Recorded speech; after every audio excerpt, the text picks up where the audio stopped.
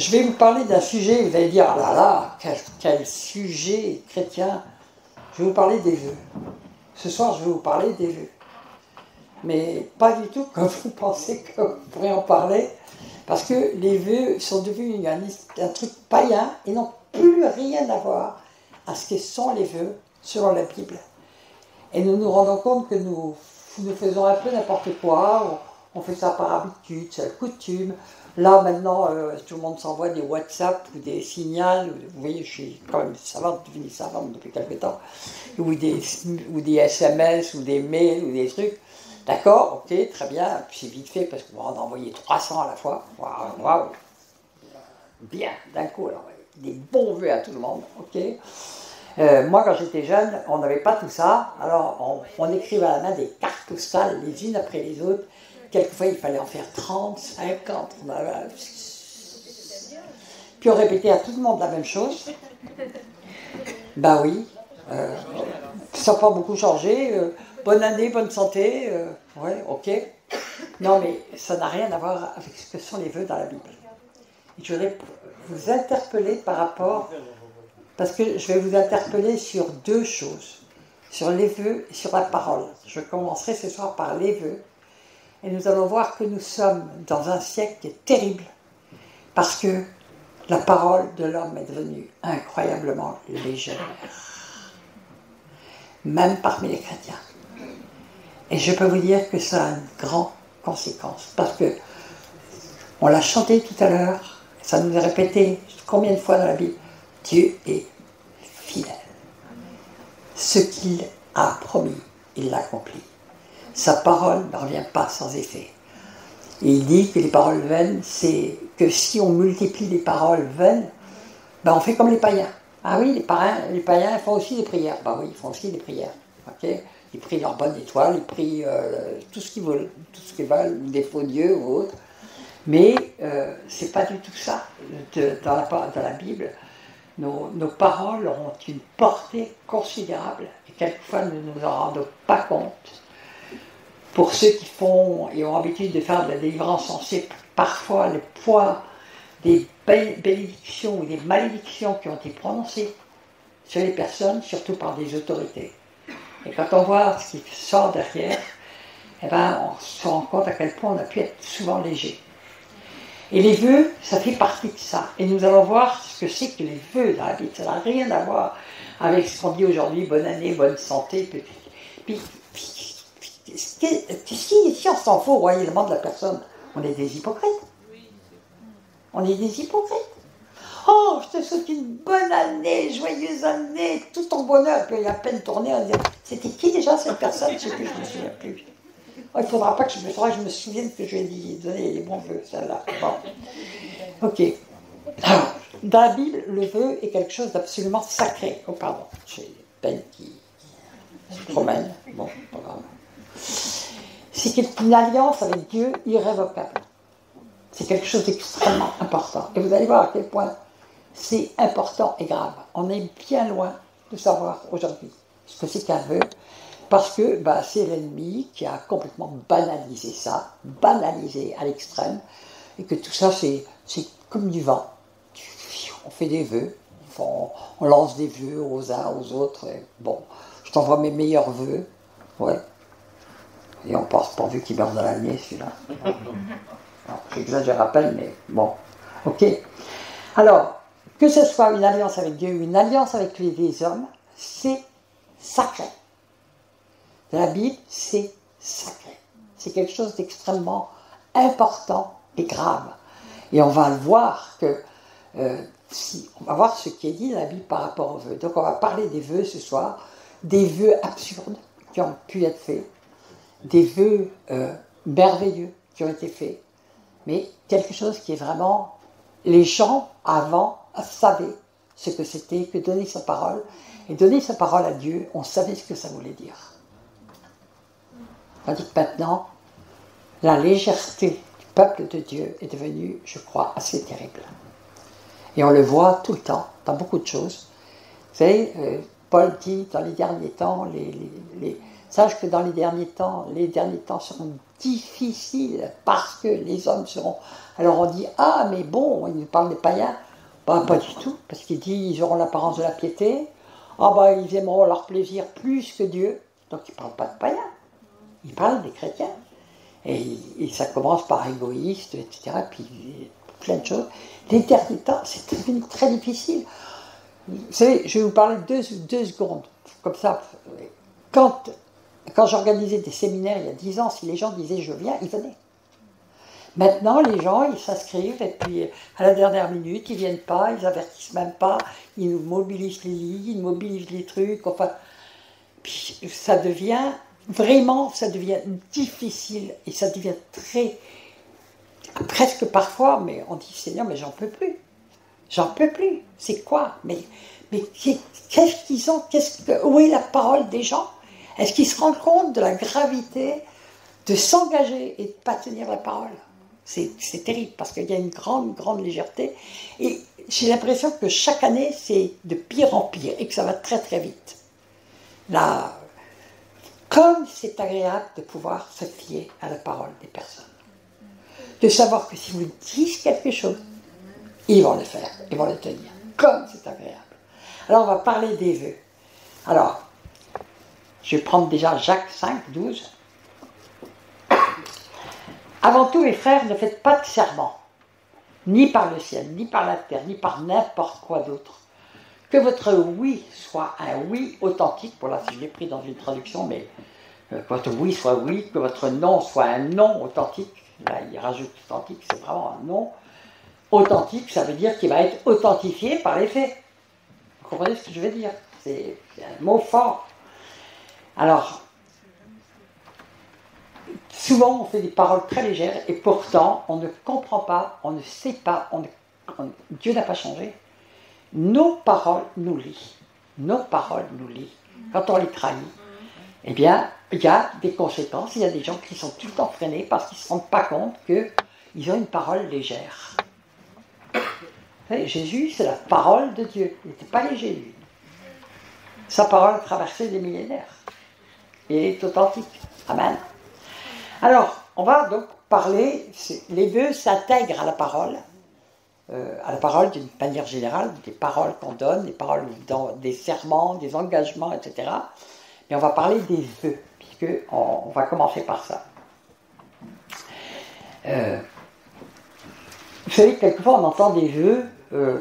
Moi je me souviens, j'étais toute jeune chrétienne, donc j'avais pas encore beaucoup de discernement, mais j'avais une jeune femme qui était à côté de moi dans l'église où j'étais, et elle dit « Ah, je fais un vœu à Dieu. Si jamais il me fait gagner à la loterie nationale, je lui en donnerai la moitié. » Je regardais comme ça, puis je dis, mais pour moi, qui étais toute jeune chrétienne, j'ai dit, c'est peut-être sérieux ce qu'elle dit. Hein, bon, j'ai mis un petit peu de quelques semaines à comprendre que ce n'était pas vraiment un vœu de Dieu. D'accord?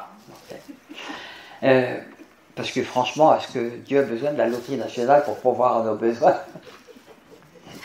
Puis pourquoi donner que la moitié? Seigneur, je gagne, je te donne tout. Oh, à la limite, bon. Ok, mais bon. Alors, Ecclésiaste 5.4. Lorsque tu as fait un vœu à Dieu, ne tarde pas à l'accomplir, car il n'aime pas les insensés. Les insensés, c'est un mot très fort dans la Bible. Hein. Ça veut dire qu'on est complètement fou de ne pas accomplir un vœu qu'on a fait devant Dieu. Alors, on ne peut pas les faire à la légère. Hein. Alors, est-ce qu'on peut faire des vœux à la légère pour d'autres? Bah, je ne crois pas. Accomplis le vœu que tu as fait. Donc, c'est quelque chose de très sérieux. On comprend bien. On va continuer. Ecclésiaste 5.5, donc le verset suivant. Mieux vaut pour toi ne point faire de vœu que d'en faire un et de ne pas l'accomplir. Et le verset 6. Ne permets pas à ta bouche de faire pécher ta chair et ne dis pas en présence de la voyée que c'est une inadvertance. Oh oui, j'ai fait un vœu, j'ai fait un serment, mais c'est comme ça, c'est pour rigoler, ça compte pas. Vous croyez que ça marche devant Dieu, ça? Non. Pas du tout. Pas du tout. Vous savez, on vient de passer Noël. Et je fais la réflexion. que j'avais eu depuis très très longtemps d'ailleurs, cette réflexion, mais j'en ai reparlé avec une amie. J'ai dit, mais on a fait croire à tous les enfants, et on croit encore que c'est une super chose de faire croire au Père Noël aux enfants. Mais le jour où ils découvrent qu'on leur a menti, il y en a beaucoup qui sont blessés, il y en a qui sont meurtris, parce que comment mes parents m'ont menti pendant toutes ces années, et en plus ils se trouvent ridicules. Et vous savez, la conséquence qui arrive, c'est que le jour où on parle de Jésus,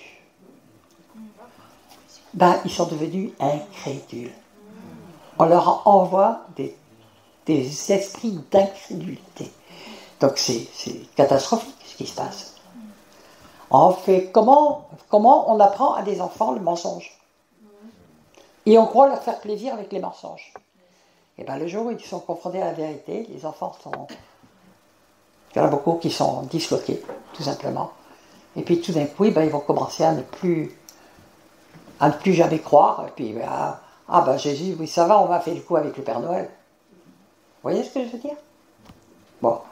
Donc là encore, légèreté, on ne comprend pas la gravité, tout simplement, on fait croire au Père Noël, on fait croire à un mensonge. On a dit un mensonge. Et pendant des années, on dit des mensonges aux enfants. Waouh! Et c'est les parents qui les font.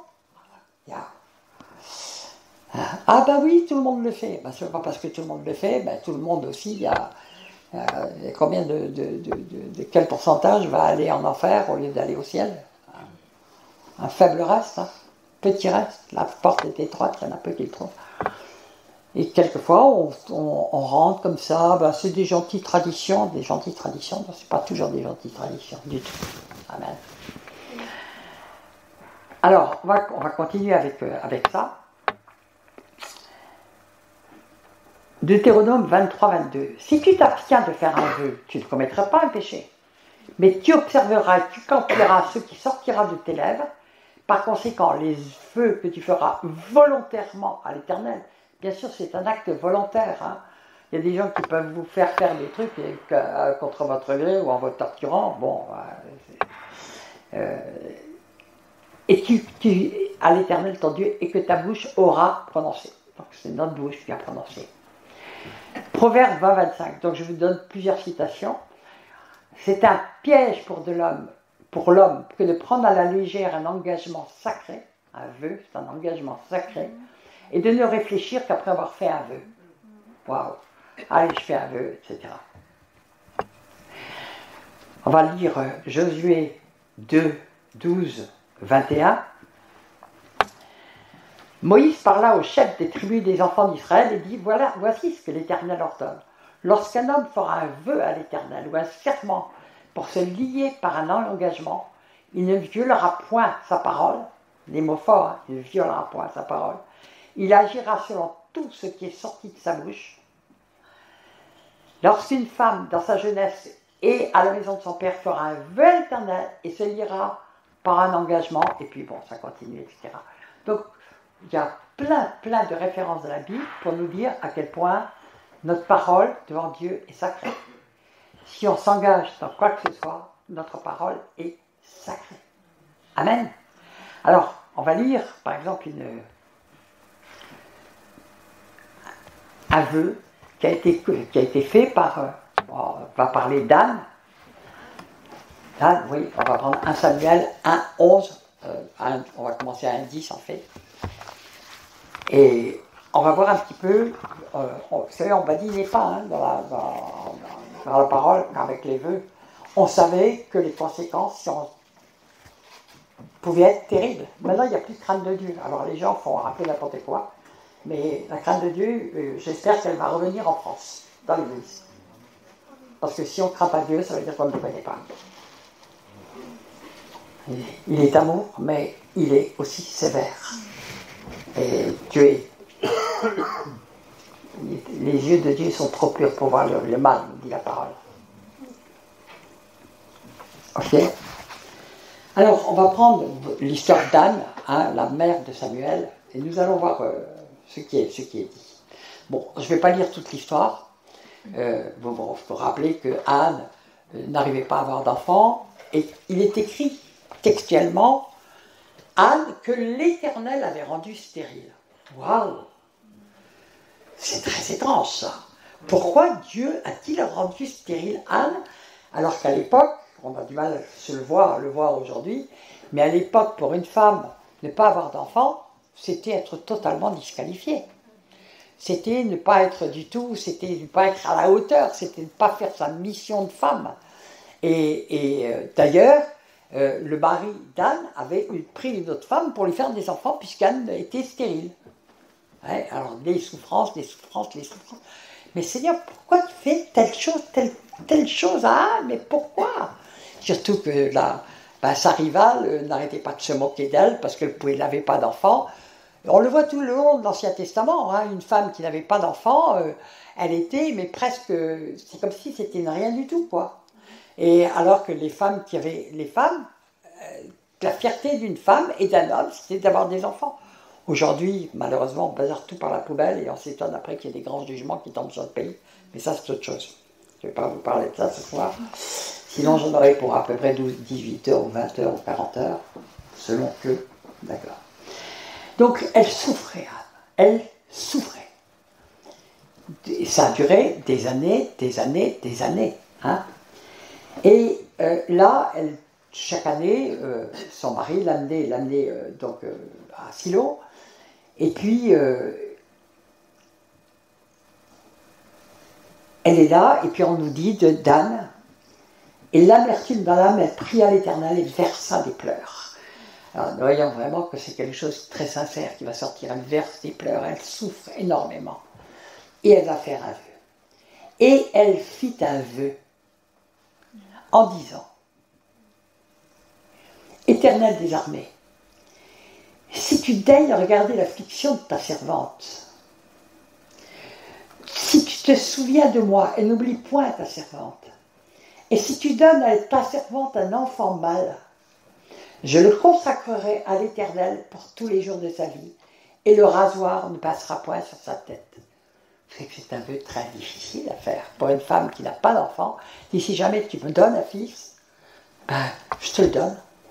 Et je te le consacre, ça veut dire que je l'aurai plus avec moi. Donc, c'est pas rien ce qu'elle fait comme vœu. Hein. C'est-à-dire que l'enjeu, pour elle, il est vraiment important.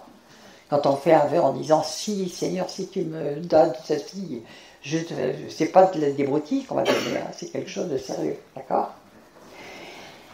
Alors, donc, elle fait ce vœu-là. Et qu'est-ce qui se passe? Je passe sur la suite parce qu'elle prie tellement que son mari la prend pour une folle. Ou la croyait, ou je ne sais pas quoi. En fait, elle est vraiment elle prie le Seigneur très longtemps. Et donc, elle fait ce vœu. Et nous savons ce qui se passe, c'est qu'elle va avoir un fils, elle va accomplir ce vœu, c'est Samuel. Il va être consacré à Dieu, donc elle va remettre ce fils dans le temple, alors qu'il est tout petit, hein, où il va être élevé dans le temple. Et qu'est-ce qui s'est produit pour elle après? Elle a donné, elle a accompli son vœu, mais après elle a eu plein de bébés. Elle a eu plein de bébés. D'accord? Alors on comprend bien que Dieu l'avait rendue stérile, parce qu'il voulait, il voyait tout d'avance, et qu'il voulait qu'elle lui consacre cet enfant. Il fallait qu'elle arrive au comble presque du désespoir pour pouvoir lui consacrer cet enfant et faire ce vœu. Parce que c'était très difficile pour une femme que de dire je vais te donner mon premier-né alors que j'ai attendu si longtemps. C'est un peu comme Abraham qui va sacrifier Isaac. Vous voyez, c'est pas très loin. Hein. Okay. Donc nous comprenons que c'est quelque chose d'extrêmement sérieux et que quand on fait un vœu et quand on l'accomplit, quel que soit le prix, eh bien, il va y avoir des très grandes bénédictions. Amen. Alléluia. Il y a aussi des vœux stupides dans la Bible. On va parler d'un vœu stupide. Ouais, Jephthé. Il y a des vœux stupides. Alors, je vais lire Juge 11:30. Jephthé fit un vœu à l'Éternel et dit, si tu livres entre mes mains les fils d'Ammon, quiconque sortira des portes de ma maison au-devant de moi à mon heureux retour de chez les fils d'Amon, sera consacré à l'Éternel et je te l'offrirai en holocauste. Qui c'est qui est sorti la première de son truc? Sa fille. Eh bien, qu'est-ce qu'il a fait? Ben, sa fille elle-même a dit, oui, je dois être sacrifiée. Parce qu'elle savait qu'on ne triche pas avec un vœu fait à l'Éternel. Waouh! On ne fait pas des vœux stupides comme ça. C'est vraiment un vœu stupide. D'accord? Parce que c'est comme jouer à la roulette russe. Hein? D'accord? Ok. Mais Jephthé craignait trop Dieu pour ne pas accomplir son vœu. Et sa fille comprenait qu'il devait accomplir son vœu. Si on te raconte ça maintenant aux gens, on dit mais c'est n'importe quoi, c'est l'Ancien Testament, ça. Dieu il est bien plus gentil maintenant que dans le temps. Ben non, Dieu n'a pas changé. Il était parfait. Et il est toujours parfait. Et donc nous devons comprendre que nos paroles nous engagent et ça doit être extrêmement important.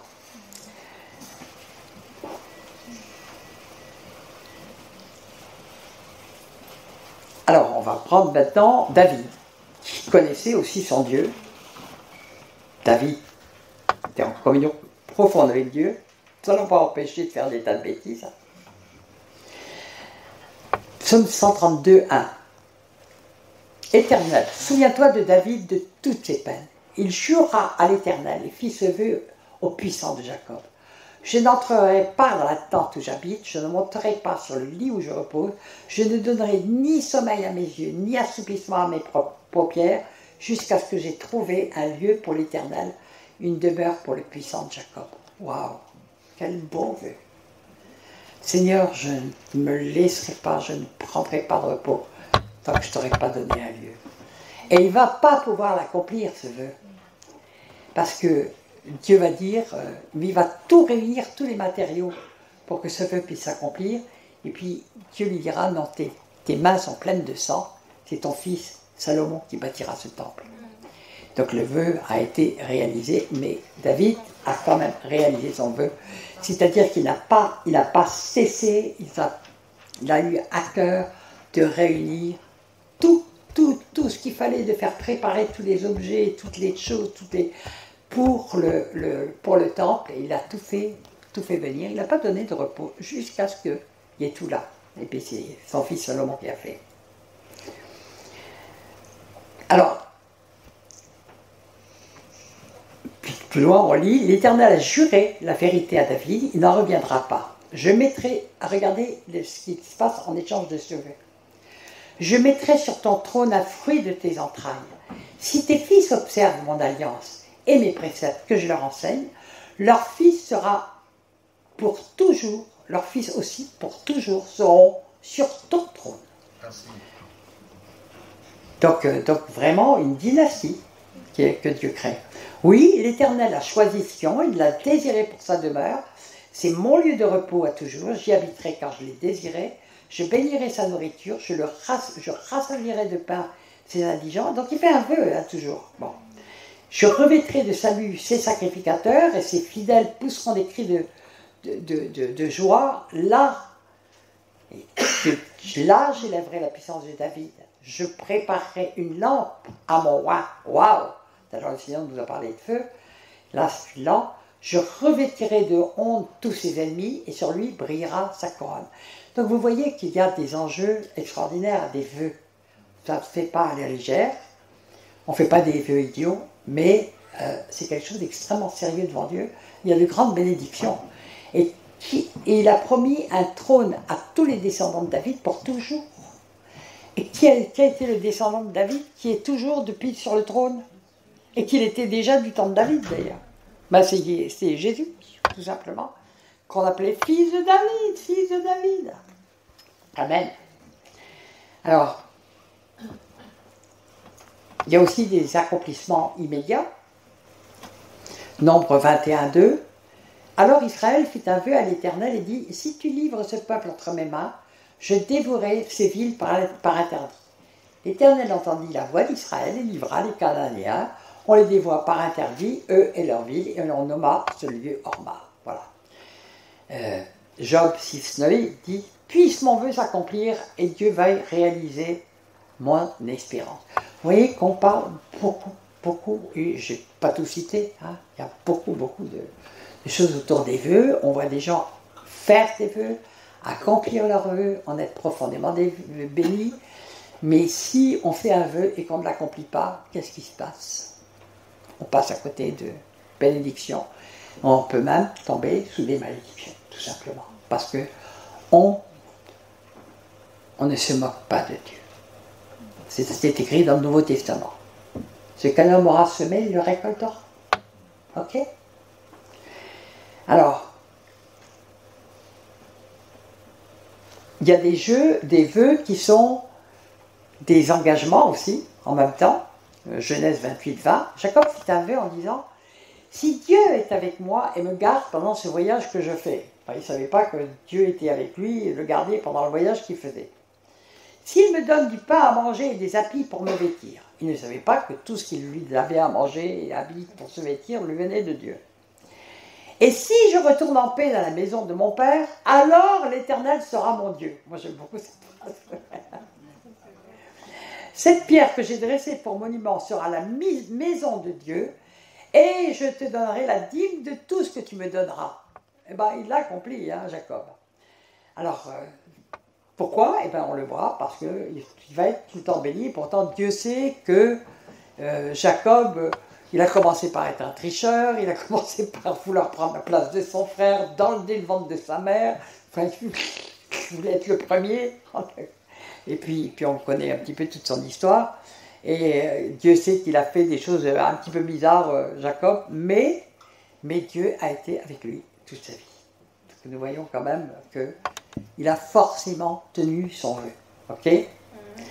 Alors, donc j'ai parlé des vœux de bonne année. Que peut penser nos gentilles petites politesses qu'on fait je veux dire que...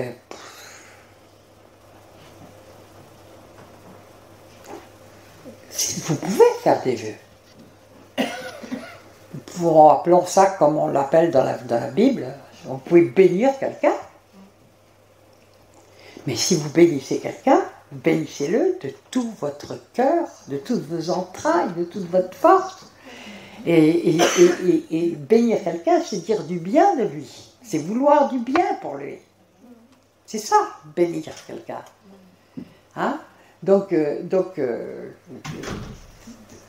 on devrait, nous, chrétiens, dire, ben non, on va se bénir, on va demain soir, j'espère pouvoir se bénir mutuellement. On ne va pas dire, ah, tous mes vœux de bonheur pour l'année, non, on va peut-être trouver autre chose mieux, non? On va peut-être penser, on pourrait peut-être penser, non, c'est l'après-demain soir, on pourrait peut-être penser à des personnes en disant, ah, je veux vraiment bénir cette personne. Mais je vais d'abord prier pour elle, puis je vais vraiment bénir parce que les paroles de ma bouche, si ça vient de Dieu, ça ne reviendra pas sans effet. Waouh! Il y a une grande puissance dans la bénédiction. Il y a aussi la puissance dans la malédiction. D'accord? Donc, bénissons de tout notre cœur. Vous savez qu'il est écrit, celui qui bénit de grand matin. Oh, j'ai mis un bout de temps pour comprendre ce que ça voulait dire. Je ne me souviens plus de la référence, mais quelqu'un peut la retrouver. Cela doit être considéré comme une malédiction. Vous savez, il y a des gens qui disent « Je te bénis au nom de Jésus, je te bénis », et puis ils ont absolument, c'est zéro, c'est nul, et où ils pensent même le contraire. Ils se mettent un jugement sur eux-mêmes, mais ça peut être, quand ils pensent en même temps exactement le contraire, comment voulez-vous que ça bénisse la personne? Alors j'espère que dimanche soir, tous ceux qui seront là, on va se bénir.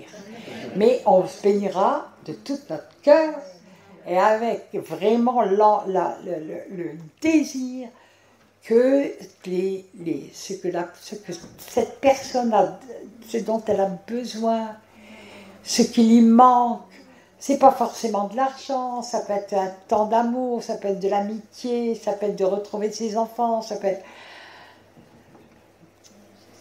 souhaiter le meilleur pour les gens.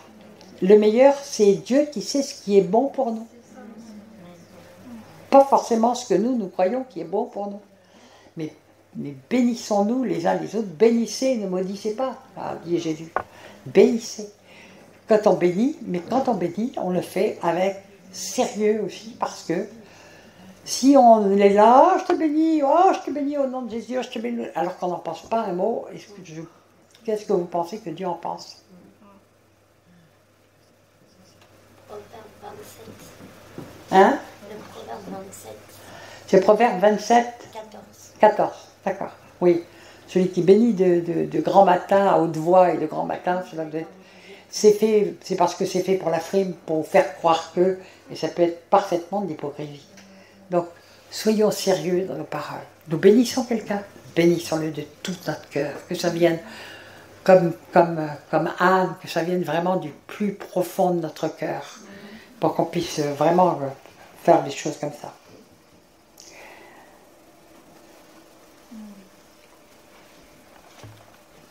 Je vais lire maintenant dans le Nouveau Testament, Matthieu 5, 33 à 37. C'est peut-être pour cela que Jésus nous a donné un nouveau commandement concernant les vœux. Alors, c'est pas forcément dans la même traduction que celle que vous avez.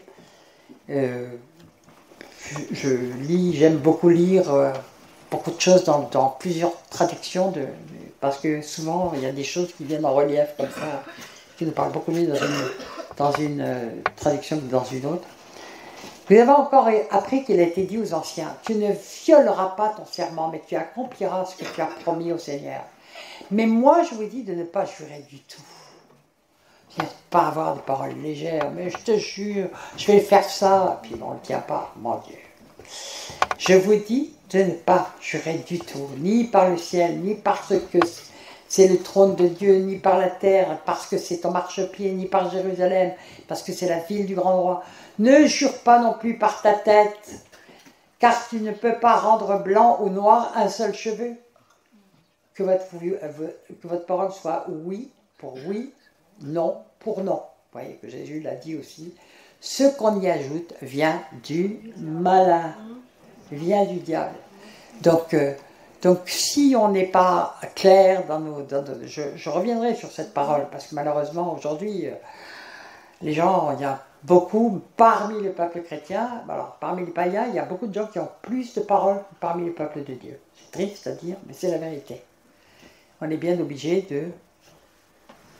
de s'humilier devant Dieu en disant, mais Seigneur, ton peuple n'a plus le sens de ta parole, n'a plus le sens de ses engagements, n'a plus le sens... C'est bien sûr qu'il y a des exceptions, mais on le voit de pire en pire. Quand on a l'occasion d'observer, on voit, moi j'ai vu une grande différence en 50 ans, pas dans le corps de Christ, parce que j'ai que 32 ans que je suis au Seigneur, mais même avant, les gens, c'était sérieux une parole.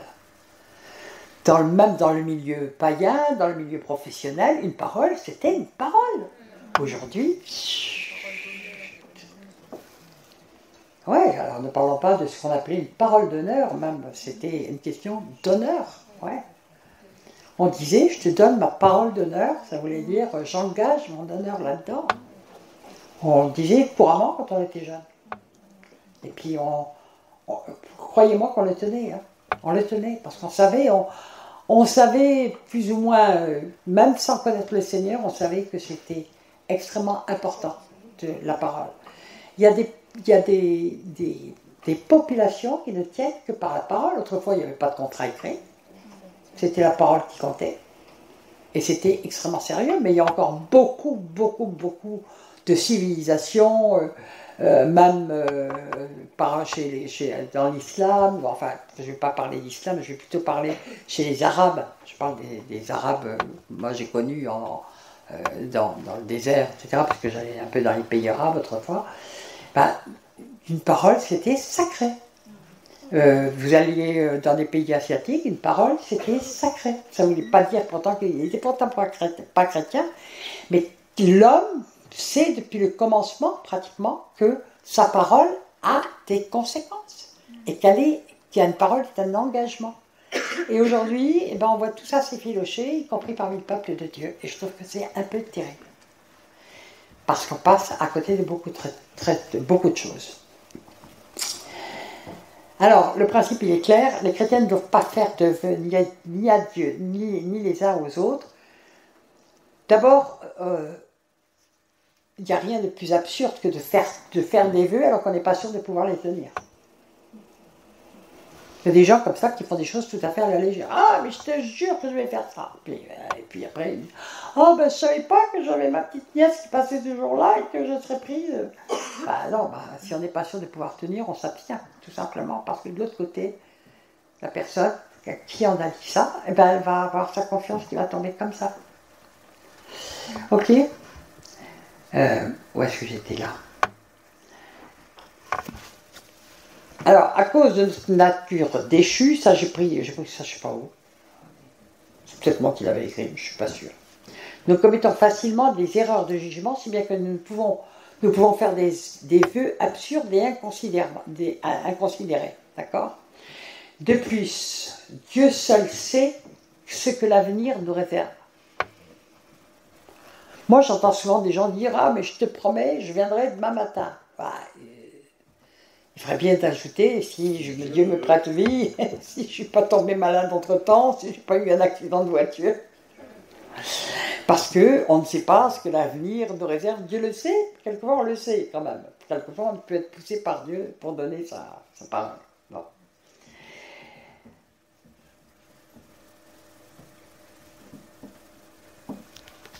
Et faire des vœux pour l'avenir, forcément, est déraisonnable. J'ai marqué Jacques 4,14. Quelqu'un veut me lire Jacques 4,14? J'ai marqué ça.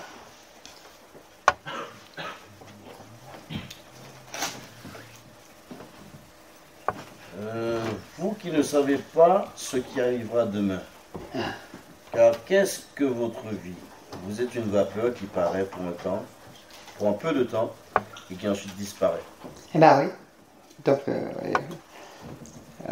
si on ne sait pas ce que l'avenir nous réserve, et si on n'est pas sûr de pouvoir faire un vœu ou un engagement, on ne le fait pas, point final. Ou alors on met des bémols, tout simplement, en disant, écoute, je ferai le maximum pour pouvoir venir, ou je ferai le maximum pour pouvoir honorer ma parole. Mais bon. Je lis Proverbe 20-25. C'est un piège pour l'homme que de prendre à la légère un engagement sacré. Voilà. Et de ne réfléchir qu'après avoir fait un vœu. Oh là! Donc il faut vraiment réfléchir à 3 fois, ou à 4 fois, ou à 6 fois, avant de prononcer des paroles par lesquelles on s'engage. Hein. D'ailleurs, la parole nous dit aussi qu'une fois qu'on est engagé, on est lié, tout simplement.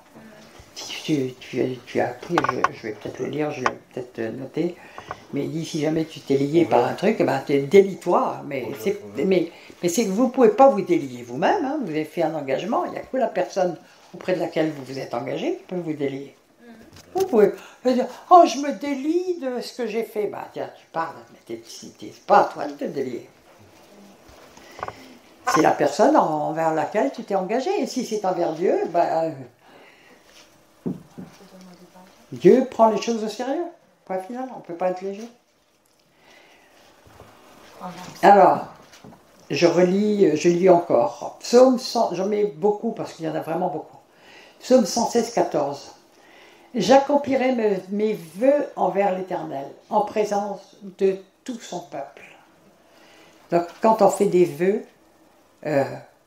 David explique qu'il faut les accomplir, quitte à les faire même publiquement, parce que c'est aussi une manière de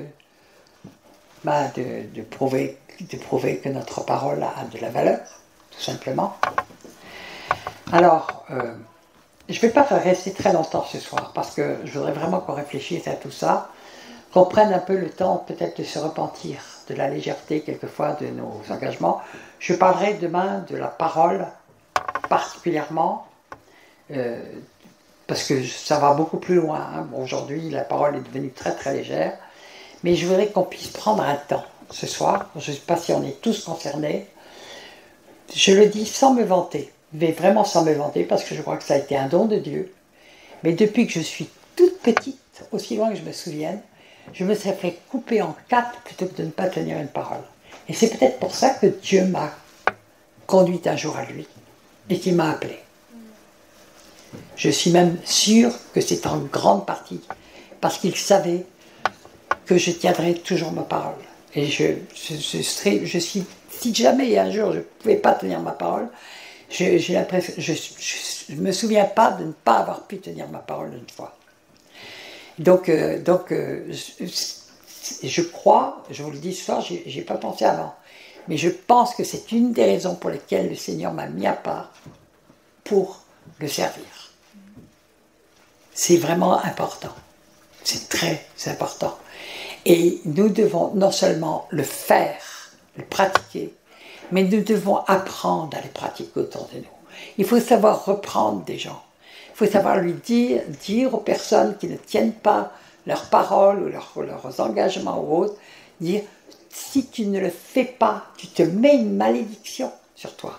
Et c'est la vérité. Nous savons très bien que aussi, c'est considéré comme un mensonge par Dieu. Si on fait les choses à la légère, qu'on ne les tient pas. Mais si en plus, j'ai pas mis tous les trucs par le parjure, j'aurais pu prendre tout ce qui concerne aussi toutes les fois où on a juré. Et qu'est-ce que c'est qu'un parjure? C'était très grave devant Dieu. Ben, bien sûr, ça tu fais bien de le souligner. Le mariage est un engagement dans lequel on prononce.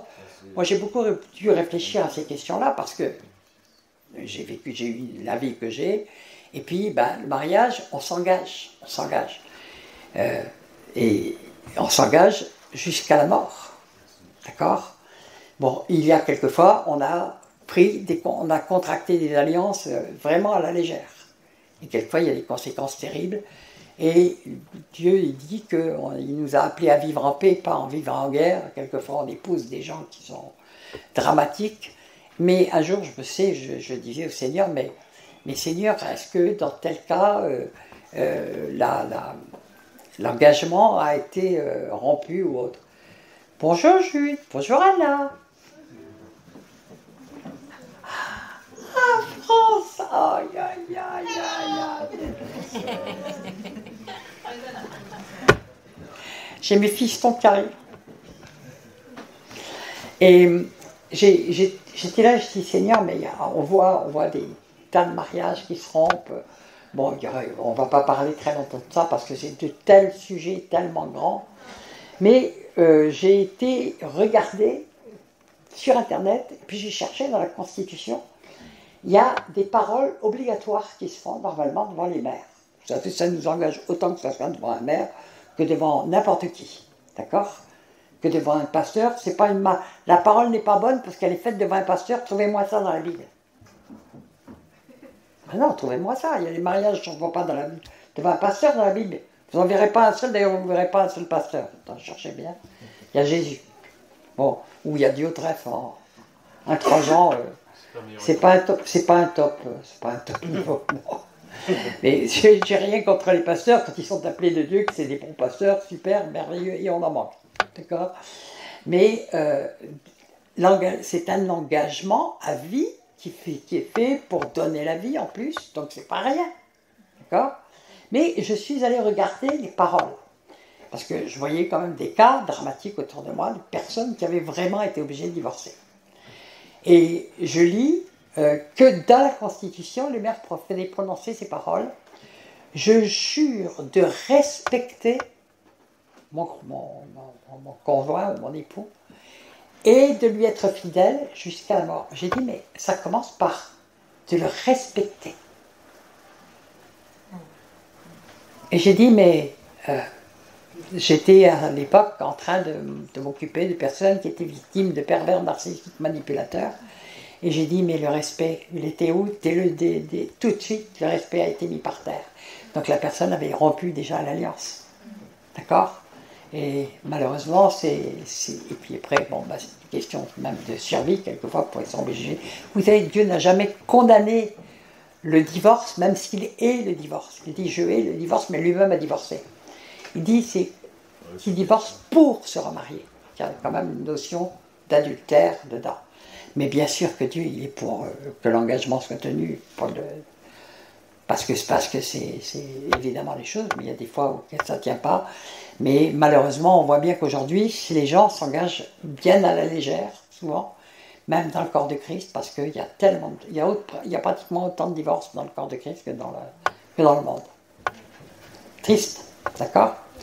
Alors, je voudrais qu'on prenne le temps, bon, on a soulevé cette question du mariage, ça va avec, bien sûr, mais il y a aussi tous les vœux qu'on peut faire à Dieu, toutes les choses, on dit, oh Seigneur, si tu me donnes ça, je ferai ci, je ferai ça. Puis, Dieu donne, et puis après, qu'est-ce qui se passe? Bon. Et puis après, on s'étonne que notre vie chrétienne est freinée, etc. Est-ce que vous voulez qu'on prenne un temps pour un peu commencer à réfléchir, mais vraiment prendre le temps de réfléchir à toutes les fois où on a pu être léger devant Dieu, ou léger devant des personnes, où notre parole, est-ce que notre parole vaut de l'or en barre? On peut être sûr que c'est du solide, ou est-ce que notre parole ne vaut rien? Si notre parole ne vaut rien, je veux dire, c'est qu'on ne vaut rien. Et c'est comme ça que les gens nous considèrent. Ils ne peuvent plus se fier à nous. Nous sommes des roseaux cassés. Vous savez, dans la parole, il dit, vous allez vous appuyer sur des roseaux cassés. Il parle de l'Égypte. Donc c'est... et si on a fait des vœux à Dieu, et si on ne les tient pas, mais si on les tient, mais si on en fait déjà, faisons des vœux que l'on devra, et on sait qu'on devra les accomplir. Sinon, eh bien, on risque tout simplement de passer à côté de beaucoup de bénédictions et même de donner des droits à Satan extrêmement importants. Que votre oui soit oui, que votre non soit non, tout le reste vient du bas.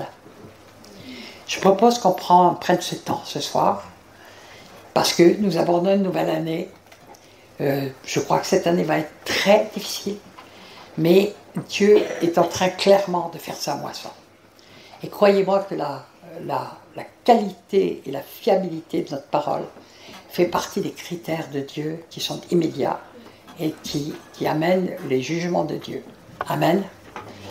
Que votre oui soit oui, que votre non soit non, qu'on puisse s'appuyer sur notre parole, quoi qu'il arrive, et puis que surtout, devant Dieu, c'est d'une extrême importance, nous devons être des modèles de ce côté, et non pas être de la risée pour d'autres personnes. Quand on voit qu'il y a des païens qui sont beaucoup plus sérieux que des chrétiens dans leur parole, mais c'est vrai. Mais c'est vrai. Alors on peut plus se fier à ces païens-là qu'à des chrétiens. C'est triste à dire, mais c'est la vérité. On va prendre le temps, on va se mettre peut-être dans la louange. Mais vous êtes d'accord pour prendre ce temps? Oui. Pour qu'on fasse ce nettoyage, pour dire Seigneur, prépare-moi. On rentre dans des temps difficiles. On rentre dans des temps où il va y avoir sans doute avoir des grands bouleversements. Que nous soyons des gens sur lesquels non seulement les hommes puissent se fier, mais encore plus sur lesquels Dieu peut se fier. Parce qu'il sait que notre parole est véritable. Jésus est la parole de Dieu. Vous savez ce que veut dire le mot chrétien? Il est tellement galvaudé maintenant que les gens ne savent même plus ce que veut dire le mot chrétien. Petit Christ. Ça veut dire petit Christ, comme Christ, petit Christ. C'est à Antioche qu'on appela pour la première fois les disciples de Jésus chrétiens. C'est des disciples. Si un disciple fait comme son maître. Jésus n'a jamais menti. Toutes les paroles de Jésus étaient fiables. Les gens disaient, mais on sait que tu as la vérité. Rappelez-vous les paroles de Pierre en Jean 6. Tu as les paroles de la vie. Paroles qui viennent de la vérité sont des paroles de la vie.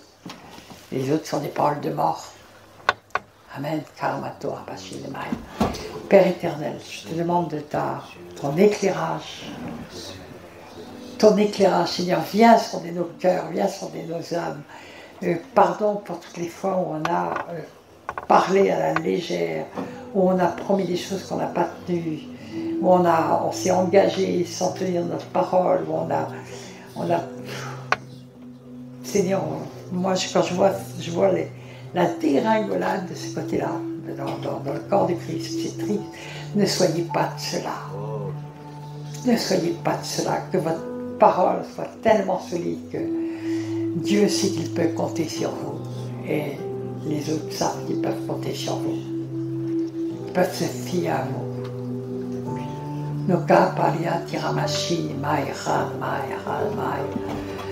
Yorapolia tipachan. Et ne faites pas des vœux dans tous les sens. On peut demander pardon aussi pour toutes ces fois où on fait des bénédictions légères ou des vœux légers. Allez, je te souhaite une bonne et heureuse année. On n'en parle pas un mot. Mais c'est de l'hypocrisie, mon Dieu. C'est pas. Ah, mais tout le monde le fait. Oh, mais c'est la coutume. Mais il y a des coutumes qui sont vraies. Parce que justement, on apprend aux gens à faire n'importe quoi. Nous, chrétiens, on ne devrait pas adhérer à ça du tout. Koramato les palia, tiramashi, maya, ran, maya, ran, maliga, maya. Je sens la présence du Christ de Jésus fortement. Je crois qu'il veut vraiment nous amener à purifier nos cœurs, à regretter, à demander pardon au Seigneur, à purifier nos bouches. Rappelons-nous Ésaïe, dans le prophète Ésaïe, dans Ésaïe 6, il dit, quand il se trouve devant la pureté de Dieu, la beauté de Dieu, la grandeur de Dieu, il s'écrie, je suis un homme dont les lèvres sont impures et j'habite au milieu d'un peuple dont les lèvres sont impures. C'est ça aussi la pureté. Des lèvres qui n'ont fiable, prononcent des paroles qui sont des paroles, des cocottes en papier.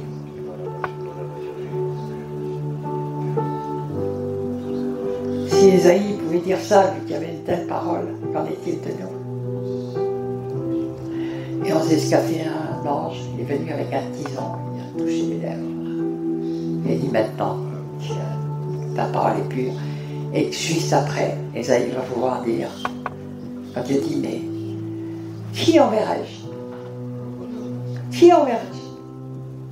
Ésaïe va pouvoir dire, me voici.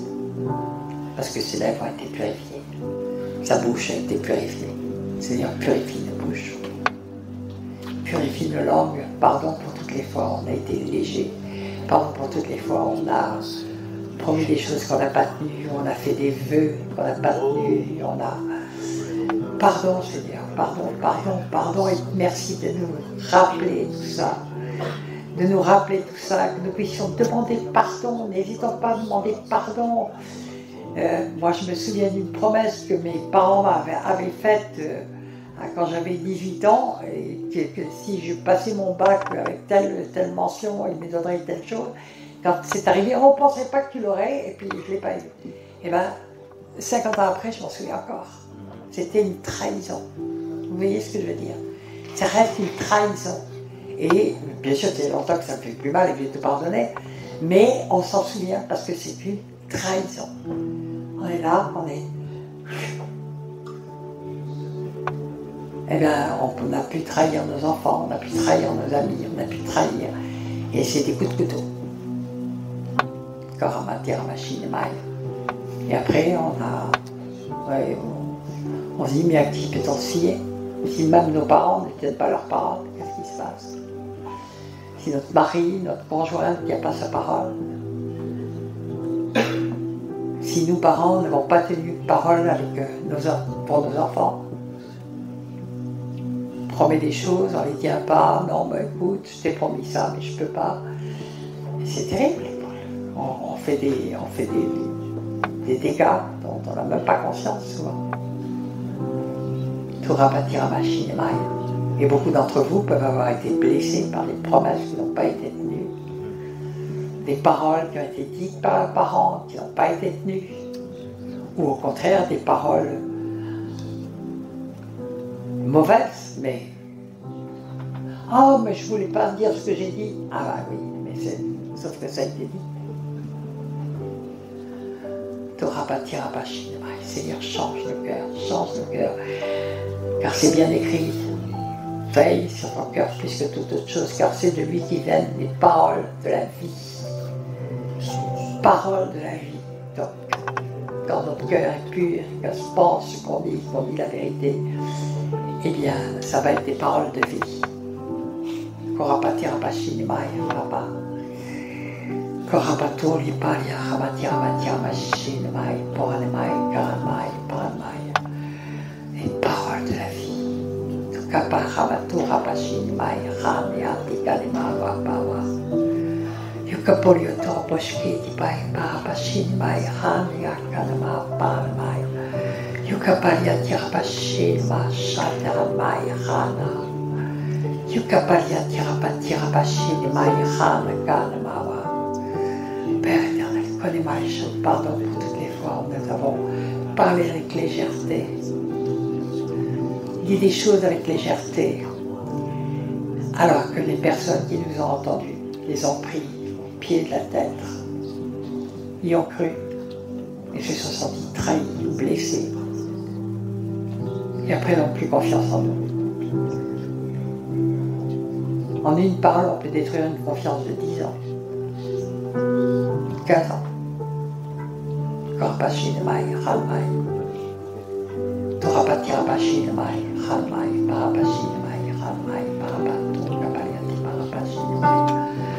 Koraporiatirapatirapasanama. Tokaparapashinamai, Ranmai, Parapashanamai, Ranipayati, Katipasanamai.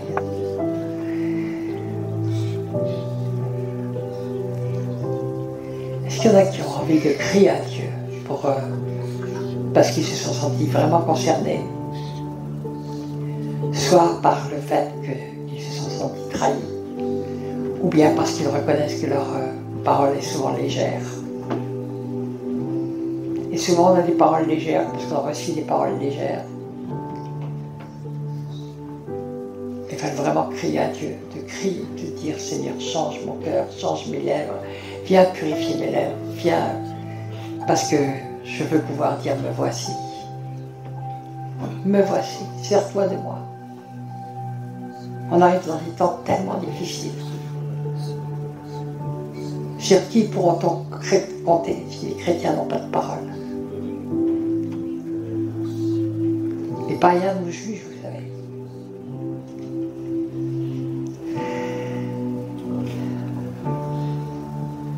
Kormatori Payatia Shataramai Ramai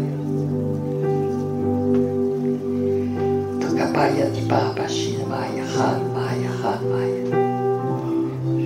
Il y en a ici qui souhaitent donner un témoignage, petit témoignage de paroles qu'ils ont blessées parce qu'on leur a fait des promesses qui n'ont pas été tenues, ou parce que tout simplement, ils veulent confesser qu'ils n'ont pas tenu des engagements et qu'ils ont peut-être blessé leurs enfants, mais je dis ça, mais si vous le souhaitez, si vous sentez que vous devez apporter un témoignage à ce sujet, ça peut être important. Moi,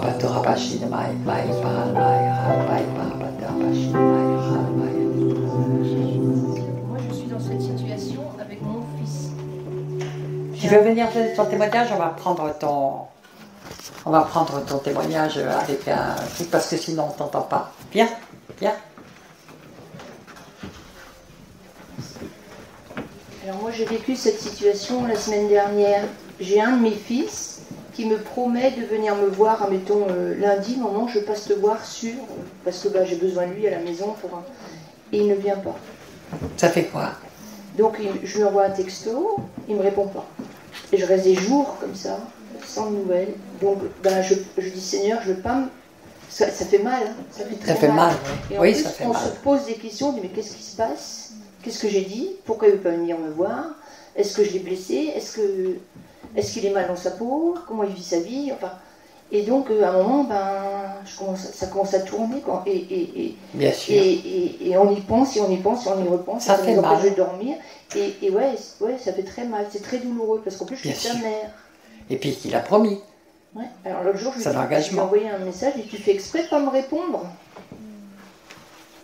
Et là, j'ai laissé le téléphone, j'ai fait autre chose, et puis là, peut-être que ça l'a fait réagir. Peu importe là, il la m'a suite. répondu, quoi. Peu importe la suite. L'intéressant dans ton témoignage, c'est que pendant plus des jours, tu es resté profondément blessé. Oui. Et il y a des promesses comme ça qu'ils ont fait, ça peut vous meurtrir à vie. À vie, ça peut faire. Et il faudra lui faire comprendre que faire une promesse et ne pas la tenir, C'est grave. Il est chrétien? Non? Ah oui, mais bon, même pour un païen, c'est grave. Oui, et après, lui-même se plaint que son fils lui ment aussi. Quoi. Ben forcément, il y a des répercussions. Voilà. Répercussions, on ouvre la porte grand au diable. Le mensonge est rentré dans la maison, la trahison. C'est de la trahison. Tu t'es senti trahi? Oui, puis je me suis sentie encore plus isolée, plus Ben oui, bien sûr, c'est douloureux, bien sûr. rejetée, enfin tout. Parce qu'une parole, c'est une parole, point final. Autrefois, on le savait. Maintenant, aujourd'hui, tout le monde a l'air d'une personne d'en parler. Donc c'est pour ça que j'ai eu à cœur de faire ce message, parce que je dis, mais personne ne parle de ça, et on n'en parle plus, et pourtant c'est tellement important. Et on ne se rend pas compte des enjeux qui sont, alors quand c'est en plus devant Dieu, qu'on le fait, des vœux à Dieu, et puis qu'on ne tient pas. Waouh. Quelqu'un d'autre souhaite donner un témoignage? Merci pour ce témoignage, parce que on voit que ça fait mal, on fait mal, on fait du mal aux personnes, et on fait du mal à Dieu aussi. Donc il ne faut pas s'attendre à être béni derrière. Vas-y. Donc j'aimerais donner un petit témoignage qui a eu une grande importance dans ma vie quand même, parce que quand je suis venue au Seigneur, il m'a délivré de la cigarette, de la drogue, de plein de choses en une prière. Mais quelques mois après, j'ai repris la cigarette. Et je ne vous dis pas, quand on est chrétienne, qu'on reprend la cigarette, comme on est hyper mal. Et moi, j'étais extrêmement faible. C'est vraiment Dieu qui avait fait tout à 100%. Moi, on m'a proposé d'arrêter de fumer. J'ai dit oui, ok. J'ai même pas demandé la prière. Et là, j'étais là, empêtrée avec cette cigarette. J'avais honte de me repentir parce que je ne pouvais pas arrêter comme ça. Donc, Mais non, c'est une addiction. Hein. Voilà, c'est une addiction. Pas simple. Alors j'étais un peu folle. Je savais que si on fait un vœu à Dieu, il nous aide à le tenir. Oui. Et comme j'arrivais pas à arrêter toute seule comme ça, que j'avais redemandé la prière pour de la délivrance, ça n'avait pas marché, j'ai dit je vais faire un vœu à Dieu. Et je me suis jetée par terre et j'ai dit Seigneur, je ne toucherai plus jamais une cigarette. Et ben il m'a aidé. Et j'ai plus jamais touché de cigarette. J'ai été redélivrée. Amen, amen, amen. Oui, c'était un vœu, oui, c'est un engagement. C'est un engagement, c'est vrai que j'ai la conscience que j'ai intérêt de le tenir.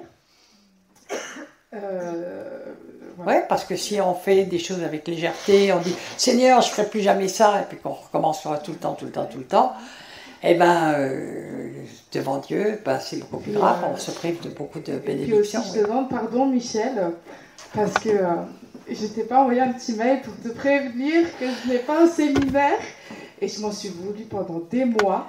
Quand ça Quand ça Le dernier séminaire de novembre. J'avais pas pris de lit, alors je me suis dit bon, ça. Tu sais, heureusement que je te connaissais, parce que maintenant, je raye les gens qui me font ça. Ah ouais. Ah, j'ai décidé de dire, bon, puisqu'ils ne sont pas capables de tenir leur parole, ou même d'envoyer, parce que ça, je vais continuer à en parler demain, j'en reparle très rapidement. Mais moi, quand je fais des trucs et que j'ai un nombre limité de places, que j'ai 100 personnes qui me disent si vous avez une place, si tu as une place, donne-la moi, etc. Et que les gens ne m'avertissent même pas qu'ils ne viennent pas. Alors non seulement je dois payer leur lit, leur chambre, mais en plus j'ai prévu quelqu'un d'avoir un lit, une chambre, pour pouvoir participer au séminaire. J'étais en externe alors. Donc j'ai décidé, vraiment, et je l'ai mis sur le blog, et c'est pas du tout ni de la colère, ni de l'amertume, ni de la méchanceté, mais il faut qu'on prenne conscience qu'on doit respecter sa parole.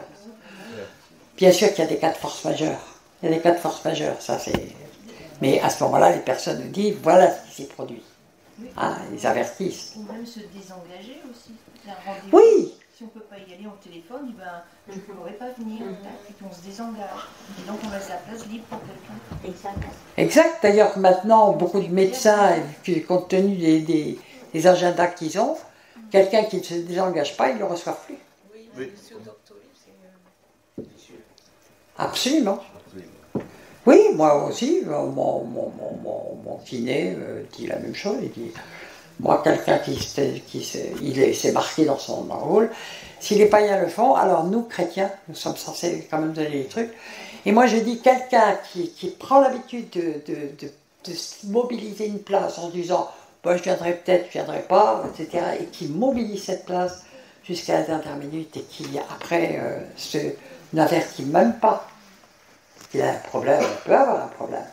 Ou avertir à temps pour dégager la place. Ça arrive que des personnes me disent Michel, je m'étais engagé pour venir, mais je n'y viens pas.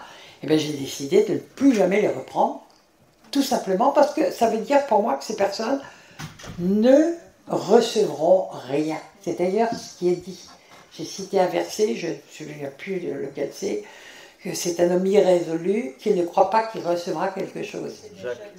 C'est Jacques qui dit ça, je ne sais plus quel est le verset exactement.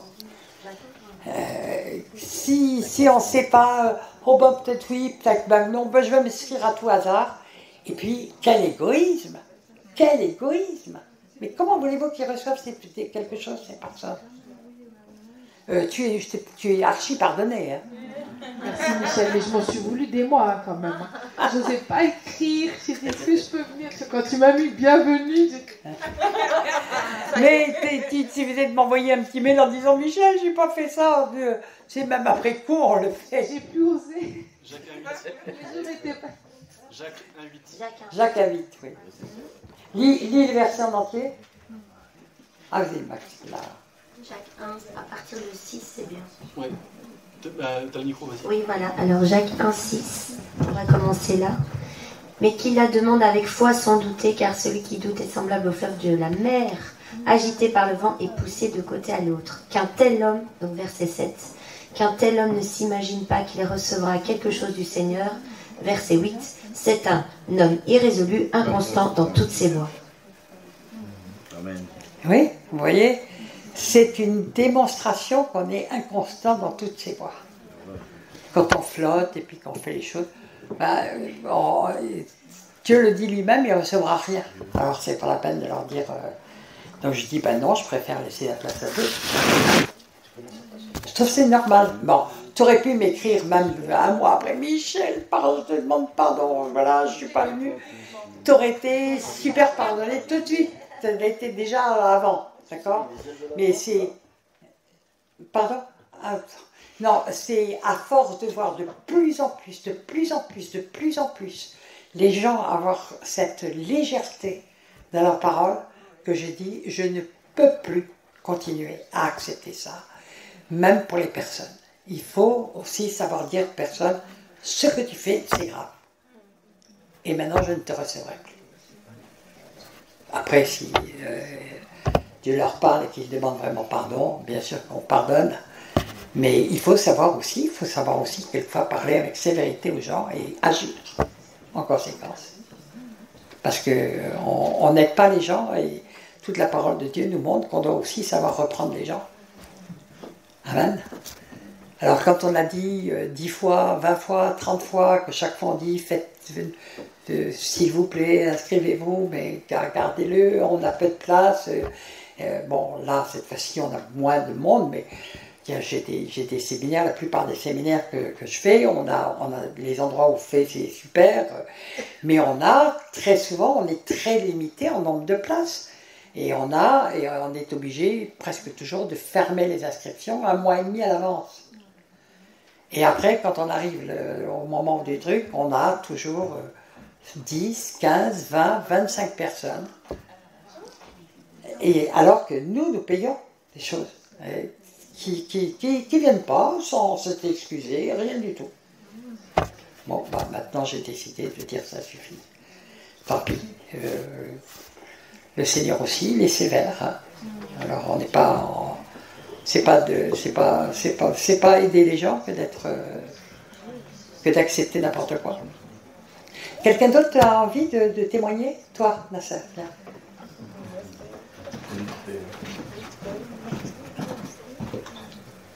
C'est pour appuyer ce que tu disais sur le Père Noël tout à l'heure, que ça peut faire mal longtemps. C'est que... mais non, mais ne souriez pas. Ne souriez pas. J'y crois plus. Mais tu crois à Jésus, t'as trouvé le bon Père éternel. Amen, amen. C'est pour ça que je peux dire comme Dieu disait dans Amos, je méprise vos fêtes. Ouais. Celle de Noël en particulier. Il nous a fait un message là-dessus. Et moi, quand j'étais plus jeune, donc on m'a fait croire au Père Noël. Et jusqu'à 7 ans, 7-8 ans à peu près, c'était encore les téléphones fixes à l'époque, et j'avais vu une pub à la télé, le Père Noël qui disait « Appelez le... » C'était 87, 57, 57. J'ai attendu que ma maman parte pour aller téléphoner parce que c'est un fixe. Alors j'ai appelé, le Père Noël répond mon enfant, est-ce que tu as été sage cette année? Oui, Père Noël, j'étais sage. Ah, alors c'est bien, je vais t'apporter des cadeaux. Qu'est-ce qui te ferait plaisir? Je réfléchis. Bien, j'ai bien noté ta liste. Je te rapporterai ça sous le sapin. Et il raccroche. J'ai dit, mais j'ai rien dit. Alors j'ai demandé à mon frère, c'est quoi le truc? Mon frère, il m'a dit, mais en fait, il n'existe pas. C'était un répondeur, c'est un truc comme ça. Et c'est là que j'ai appris qu'on m'avait menti. Mais du coup, j'étais dégoûté, quoi, traumatisé. Ben, c'est traumatisant. Ah, mais c'est vrai, c'est pour ça que tu l'as appuyé. Et pourtant, tu étais dans l'islam à ce moment-là. C'est encore plus. Quel Père Noël islamique aussi. Et le Père Noël islamique, il est aussi né le 25 décembre. C'est vous dire que c'est vraiment une fête du monde. Moi, je suis absolument pas contre la fête. Évidemment que les gens se réunissent en famille pour partager, etc. C'est très bien, des fêtes qui poussent à... Il y a Hanouka, les Juifs avaient déjà cette fête, d'accord? Et simplement, l'Église catholique a bougé toutes les fêtes de l'Éternel et a mis à une autre date. Bon, il y avait Hanouka, c'était exactement ça. On se réunit pour se réjouir ensemble, pour fêter des choses qui se sont passées. Dieu n'a jamais été contre des fêtes qui sont saines.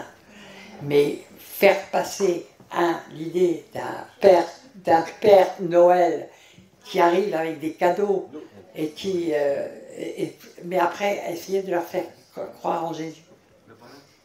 À vos enfants. En plus, il a bien souligné Noël.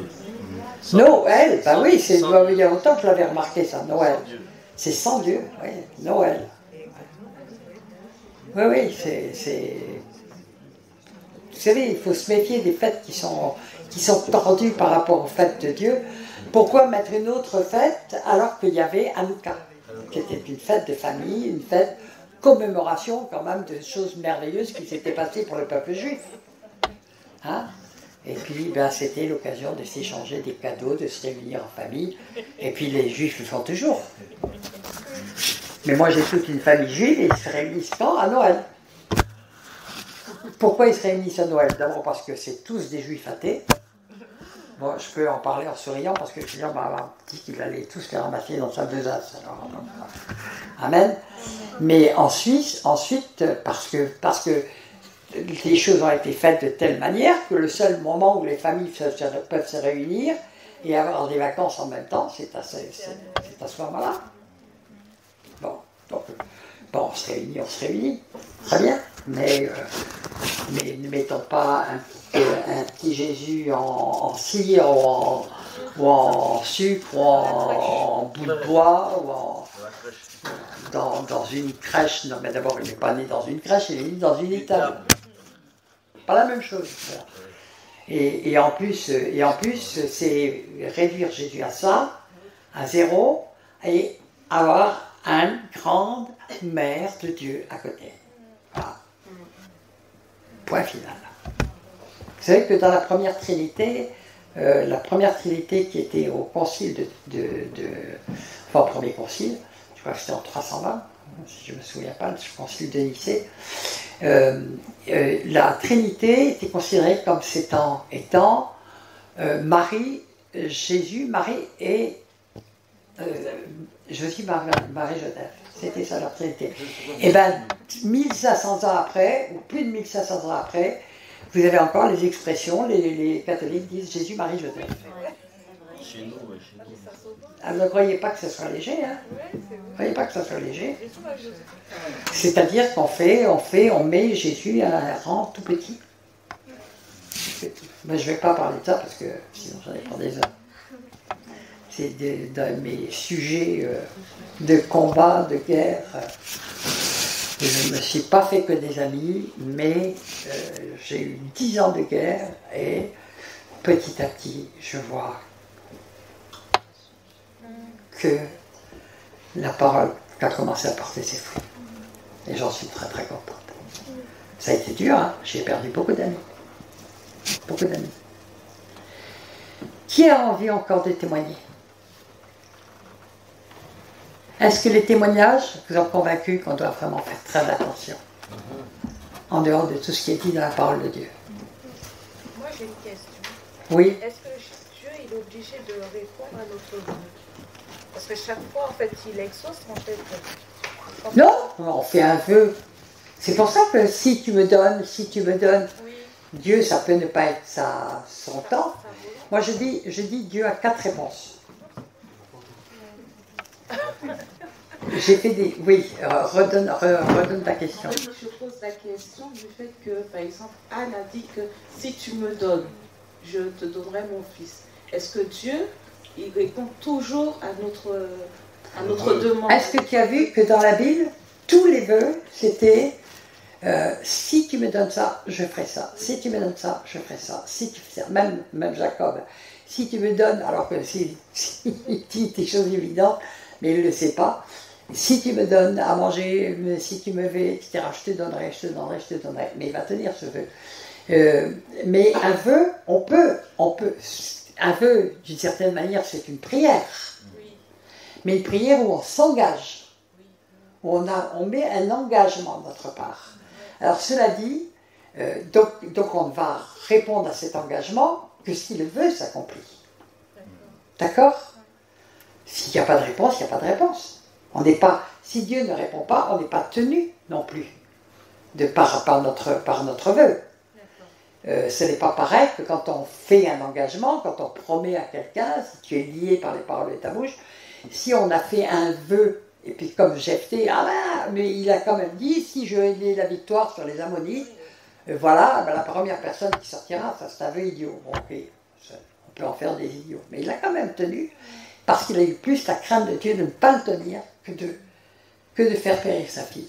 Et sa fille était d'accord. C'est quand même assez impressionnant de voir avec quel sérieux il prenait les vœux devant Dieu. Et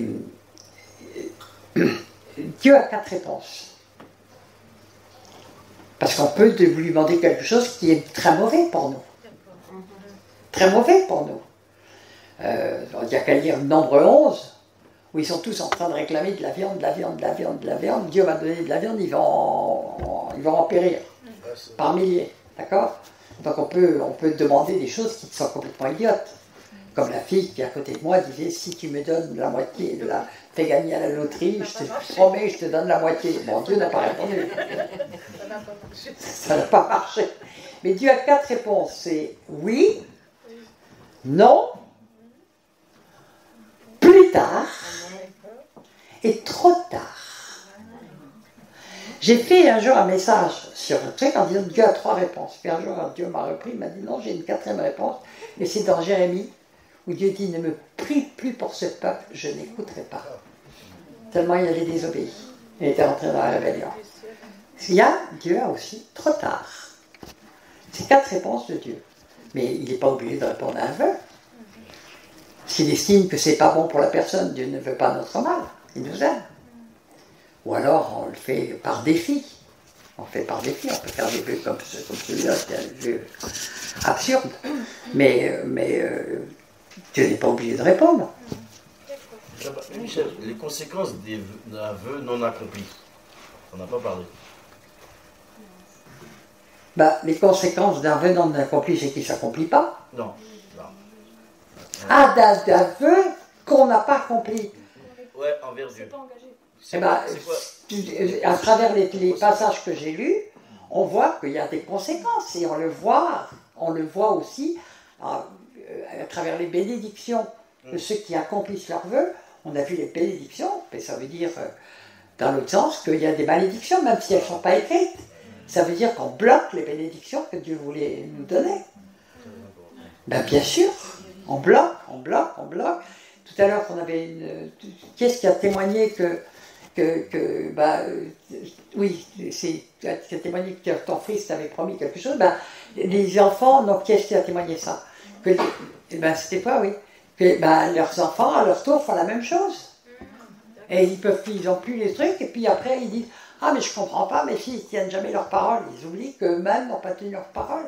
Et puis on est des exemples en plus. On est des exemples, on transmet en plus à... si on n'a pas de parole, ben, vous savez, j'ai parlé du fait que j'avais vraiment senti, je dis, il y a longtemps que j'ai pardonné, il n'y a pas de problème, mais n'empêche que quand tes parents s'engagent sur quelque chose et ne le tiennent pas, alors que vous avez fait votre part, eh bien, la confiance, elle est brisée. Et d'ailleurs, la même année, je quittais ma famille et je partais. Il y avait un lien. C'est même pas 3 mois après, je partais. J'avais plus confiance en eux. Ben oui. Ben c'est pas rien, hein. C'est pas rien de ne pas tenir une parole. Excusez-moi, moi j'ai une question, justement à propos des guérisons. Moi j'ai prié, je ne sais pas si vous connaissez la prière de l'abandon. L'abandon à Dieu. C'est-à-dire qu'on écoute ce que Dieu vous demande, vous le faites. Oui, excuse-moi, je pose le truc parce que au début, quand j'étais jeune chrétienne, on me parlait de paix, de prières comme ceci, comme cela, et puis après, j'ai compris que des prières toutes faites, c'est pas ce que Dieu préfère. Il nous a donné un modèle avec le Notre Père, mais si on récite le Notre Père qui est aux cieux, moi j'ai entendu des démons le faire. Non, mais là c'est pas du tout non, ce genre de prière. Oui, d'accord. C'est la prière d'un prêtre qui était un saint, du style Giovanni Rotondo, comment il s'appelle, le saint italien. Padre Pio. Padre Pio, l'équivalent. Ah oui, oui. Non, très simple. C'est une prière très simple. C'est quelque chose de simple, mais qui vous engage. Je vais te poser une question, parce que... Enfin, c'est en contrepartie de la guérison de mon fils, qui vient toujours pas. Hein. Donc là, il y a des moments où moi, je suis pas en colère parce que maintenant, je me contrôle, mais il y a des moments où je suis désolée, mais là, il tient pas sa parole. Donc là aussi, je suis chrétienne, mais là aussi, il faut... Voilà, pourquoi ? Moi, je me pose la question. Alors plus tard, oui, mais des années après, c'est pas plus tard, je trouve. Oui, alors, je vais te dire 2 choses. Déjà, les prières toutes faites, c'est pas des prières qui viennent du fond du cœur. Bon, ça ne veut pas dire que quelquefois on ne peut pas être inspiré par des prières, bien sûr, il y a des prières qui sont fortes, mais Dieu est... Moi, ça fait 25 ans que je prie pour ma guérison. Ben, si j'ai eu beaucoup de promesses, ben je l'attends. Point barre. Oui, mais pour soi, c'est différent. Mais quand non, mais ce que tu dis, c'est... Quand on est une mère, c'est... Oui, mais écoute, là, tu as... Excuse-moi, je vais quand même être très... Je vais te paraître dur dans ma réponse. Mais tu as une position d'exigence vis-à-vis de Dieu. Dieu ne te doit rien. Mais il m'a donné un enfant. Donc s'il m'a donné cet enfant, c'est un cadeau du ciel. On est d'accord. Eh bien, écoute, non mais attends, est-ce que tu lis souvent la Bible? Je lis, oui, je lis quasiment tous les jours un petit passage. Je suis dans le... Non, mais parce que j'ai l'impression qu'on n'a pas le même Dieu quand tu parles. Excuse-moi. Moi, devant Dieu, je suis en position d'humilité, jamais d'exigence. Non, mais j'exige pas. J'attends pas. Attends, tonton, si. Mais non, parce que justement... Tu es en colère contre Dieu parce qu'il... Mais non, justement, c'est ce que je dis, c'est que je suis pas en colère. Attends, je regarde ton visage. Oui. Tu as un visage très... il y a beaucoup de... Il y a de la tristesse, mais il y a de la colère aussi. Et quand tu parles, il y a ça. Et là, ce serait bien qu'il y ait un entretien entre toi avec quelqu'un en privé, parce que je sens que tu n'as pas très bien compris qui était Dieu. Dieu, on n'a rien à exiger de lui.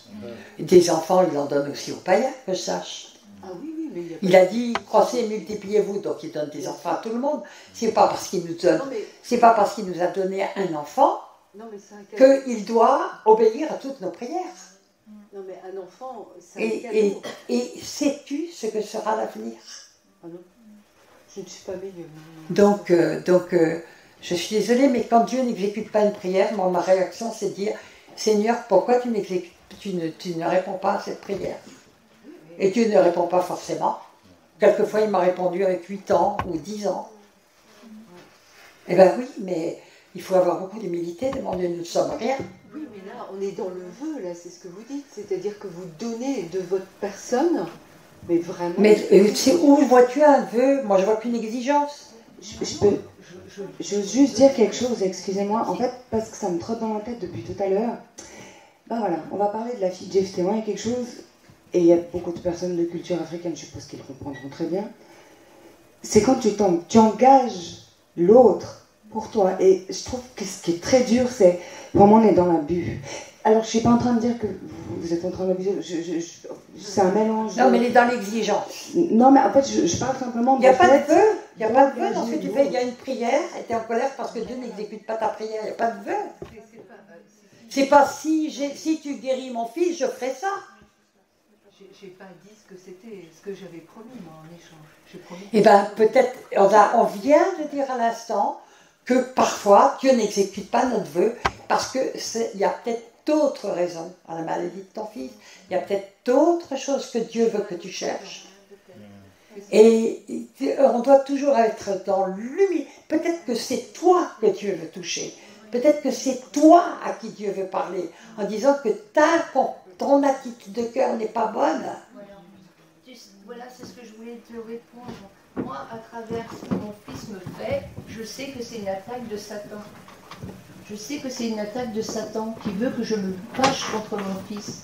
Mon fils vient, même s'il vient 2 jours après, je l'accueille, je fais la bise, je demande s'il va bien, je demande s'il va bien. Non, mais c'est pas tout à fait ça, son problème. Je ne veux pas me rebeller ni avoir une pensée mauvaise contre mon fils. Oui, non, mais là on parle. Attends. Tu comprends? Attends. Je ne veux pas que Satan mette la zizanie entre moi et mon fils. Non, mais là, excuse-moi, c'est pas entre elle et son fils. Ça se passe entre elle et Dieu. Et c'est pas du tout la même chose. Là, c'est simplement, tu fais les choses que tu penses devoir faire et en ayant la maîtrise de toi par rapport à ton fils et en demandant l'intelligence de Dieu pour le faire. Et la force de Dieu pour le faire. Tandis que là, il y a une attitude d'exigence, et c'est peut-être à toi que Dieu veut parler. Vous avez dit, vous avez parlé d'Anne, qui me donne un fils, je te donnerai ce fils. Mais tu l'as eu ton fils que ça. Voilà. Eh bien, moi, j'ai fait la même chose. C'est pas pour moi. Et elle avait des années souffert. Bon, écoute, on ne va pas rester sur cette question, mais honnêtement, je sens que ton attitude de cœur par rapport à Dieu, tu crois que Dieu est à ton service. Non, c'est pas le contraire. Tu es. La manière dont tu parles, c'est ce que j'entends. Je suis médecin. Oui. Je travaille tous les jours, je vois des gens qui sont en train de mourir, etc. Parce que je suis dans les soins palliatifs, donc c'est quand même... Donc c'est particulièrement dur, oui. Voilà. Je prie avec eux et je vous assure que je m'oublie, je suis derrière ma blouse. Non, mais ça, j'en doute pas du tout. Je ne doute pas du tout pour prendre ce métier et vers ça, d'accord. C'est vrai que vous avez raison. Satan m'attend. Si je me mets en colère contre Dieu, c'est évident que... Je t'ai senti très tendue. Et... Oui, je suis tendue parce que j'ai pas l'habitude de parler et surtout... Ah, d'accord. Non, mais la manière dont tu as parlé de ça, c'est comme si Dieu se devait de t'obéir. Et c'est une prière, c'est pas un vœu. Oui, mais c'était une prière. Bon, enfin, un vœu... alors on en vient d'en parler. Dieu n'est pas obligé d'accomplir nos vœux. Et les voies de Dieu ne sont pas les nôtres. Les voies de Dieu ne sont pas les nôtres. C'est ce que je comprends. Dieu a son plan. Il a son plan, il a ses plans. Et ça nous passe. Nous, on voit toujours les choses immédiates. Tandis que Dieu, il voit les choses à beaucoup plus long terme. Moi, ça fait 30 ans que je prie pour ma fille, mes petits-enfants. Je ne les ai pas encore arrivés au sujet à Sérénée. Et pourtant, Dieu sait que j'aurai de joie. Mais je sais qu'à travers ça, Dieu fait une œuvre que je ne comprends pas et que je comprendrai après. Même pour ton fils. Même pour ton fils. On ne connaît pas. Dieu, ses voies, elles sont très au-dessus des nôtres. Très au-dessus. Mais il faut continuer à prier. Quelquefois, il veut nous apprendre simplement la persévérance. Et dans l'humilité. C'est difficile. Il y a des choses qui sont difficiles. Moi, je le connais, c'est une image qui me vient à la tête, mais enfin, parce que j'en ai parlé il y a 2-3 jours, mais j'ai eu une amie qui était une femme de Dieu, qui a servi Dieu toute sa vie, et vraiment très profondément, qui était profondément engagée. Elle a prié Dieu pendant 45 ans pour son mari. Il s'est converti 3 jours avant sa mort. Eh bien, elle n'a jamais lâché prise. Hein. Elle n'a jamais lâché prise. Et elle a continué, elle a persévéré. Mais il y a une chose que je sais, c'est que quelquefois Dieu convertit les gens très peu de temps avant leur mort parce que leur conversion ne tiendrait pas. Et ça, je l'ai constaté plusieurs fois.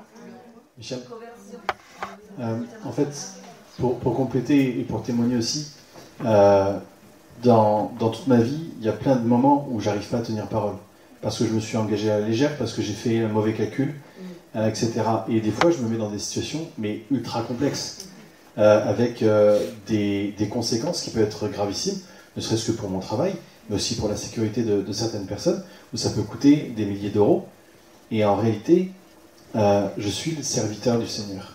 Tout ce que je fais, je le fais pour le Seigneur, que ce soit pour mon travail, etc. Et à chaque fois que je le fais pour moi-même, de toute façon, je me plante. Je vois qu'il y a un truc qui déraille. Et donc, quand je prends des engagements pour moi, ça marche pas. Quand je fais un vœu pour moi, ça marche pas. Et en réalité, quand je me rends compte, le premier réflexe, quand je me rends compte que je suis face à un mur et que je vais me le prendre, c'est la repentance. C'est à genoux. Et c'est la seule manière de se sortir d'un vœu ou d'un engagement qu'on a pris qui n'était pas d'équerre par rapport à l'Éternel.